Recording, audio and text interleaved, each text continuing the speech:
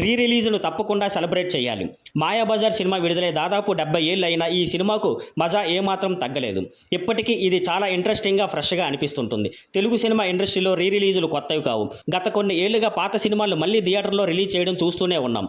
కానీ గత 3 ఏళ్లలో ఈ ట్రెండ్ మరింత వేగంగా పెరిగింది. హిట్ అయినా ఫ్లాప్ అయినా అన్ని సినిమాల్ని మళ్ళీ రిలీజ్ చేస్తున్నారు.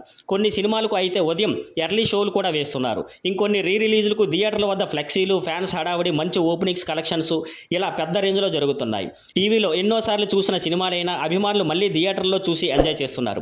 అంతేకాదు వాటిని పెద్దగా సెలబ్రేట్ కూడా చేస్తున్నారు. ఇలా రీ రిలీజులపై కొంతమంది ఇతర సినిమాల్లో ప్రమోషన్స్ అవసరమా అంటూ విమర్శించిన ఫ్యాన్స్ మాత్రం వాటిని పట్టించుకోకుండా తమ హీరో సినిమాలు జోష్గా ఎంజాయ్ చేస్తున్నారు.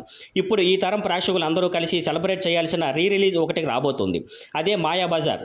ఈ సినిమా ఎంత పాతదైనా తెలుగు ప్రేక్షకుల గుండెల్లో ప్రత్యేక స్థానం దక్కించుకుంటుంది. తెలుగు సినిమా ప్రేక్షకుల గుండెల్లో ప్రత్యేక స్థానం దక్కించుకుంది. నటీనటుల అభినయం, డైరెక్షన్ అన్నీ అద్భుతంగా ఉంటాయి. ఈ సినిమాను చూసి ఈ తరం చాలా విషయాలు నేర్చుకోవచ్చు. ఎన్టీఆర్ 102వ జయంతిని పురస్కరించుకొని ఈ నెలాఖరులో మాయాబజార్ మళ్ళీ రిలీజ్ చేయబోతున్నారు.